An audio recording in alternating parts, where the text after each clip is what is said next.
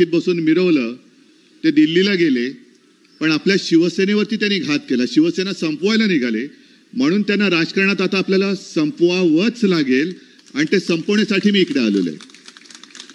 मला आता आपले उमेदवार सांगत होते की काल आपल्या शिवसैनिकांनी जी काही धाड टाकली त्याच्यामध्ये आपल्याच महिलांना आणि कार्यकर्त्यांना पकडलं आणि बेदम मारहाण केली.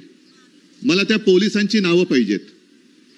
बघतो मी पुढे काय करायचं ते. मला पोलिसांची नावं पाहिजेत आणि पोलिसांना सुद्धा सांगतोय की तुम्ही भाजपचे किंवा फडणवीसचे नोकर नाही आहात. तुम्ही जनतेचे सेवक आहात, मित्र आहात. हे सरकार तर जाते नक्कीच.